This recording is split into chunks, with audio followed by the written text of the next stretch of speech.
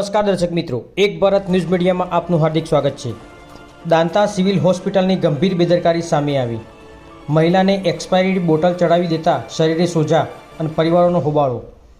રવિવારે ખાનગી હોસ્પિટલો બંધ હોવાથી સિવિલમાં ખસેડાઈ હતી દર્દી।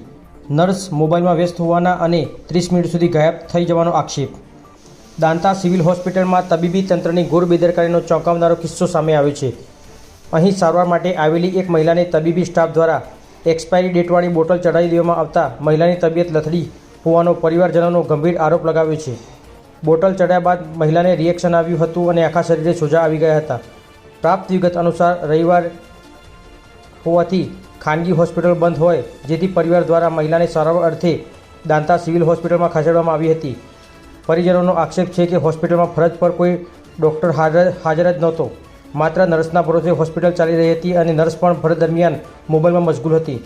શંકા જતા પરિવારે જ્યારે બોટલની તારીખ ચેક કરી ત્યારે બોટલ એક્સપાયર્ડ થઈ હોવાનું સામે આવ્યું। આ અંગે નર્સને પૂછતા નર્સ કોઈ જવાબ ન આપ્યા વિના લગભગ 30 મિનિટ સુધી સ્થળ પરથી ગાયબ હતી। આ ઘટનાને લઈને પરિવારજનોમાં ભારે રોષ જોવા મળ્યો। હોસ્પિટલ તંત્રની બેદરકારી સામે કડક કાર્યવાહી કરવાની ઉગ્ર માંગ ઉઠી। એક તરફ સરકાર સારી આરોગ્ય સેવાઓના દાવા કરે છે ત્યારે બીજી તરફ સિવિલ હોસ્પિટલમાં જ આવી લાલિયાવાડી દર્દીઓના જીવ સાથે ચેડા સમાન છે। આ મામલે હોસ્પિટલના જવાબદાર અધિકારીનો સંપર્ક કરવાનો પ્રયાસ કરતા તેઓ ઉપલબ્ધ થયા ન હતા। મહિલાને એક્સપાયરી ડેટવાળી બોટલ ચડાવવાથી રિએક્શન અને શરીરે સોજા।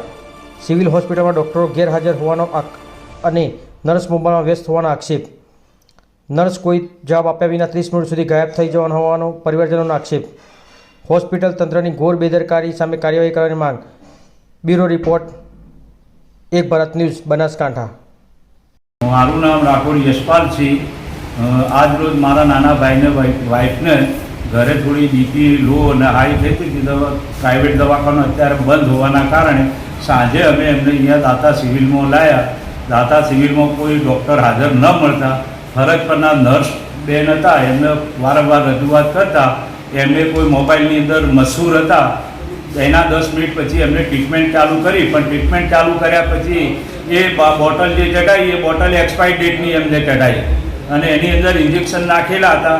અડધા ઇન્જેક્શન અડધી બોટલ પૂરી થયા પછી આ તો ખબર પડી એમને પગે હાથે હોધા ચડવા પડ્યા। ત્યારે અમે બેનને પૂછ્યું કે બેન અડધો કલાક માટે અહીંયાથી લુપ્ત થઈ ગયા। એના પછી અહીંયા કોઈ જવાબદાર વ્યક્તિ નથી। હાલ અમે અહીંયા સિવિલ હોસ્પિટલમાં જ છીએ પણ હજુ સુધી કોઈ અધિકારી અમારી જોડે હાજર નથી અને અમારા જે પેશન્ટ છે એને જે હાથે પગે ઓઝા ચડી ગયા છે એનો જવાબદાર કોણ? હાલ કેવી કન્ડિશન છે? હાલ એમને થોડી તકલીફ વધારે છે। હવે દેખીએ એના પછી અમે આગળ લઈ જવાની વિચારણા કરી રહ્યા।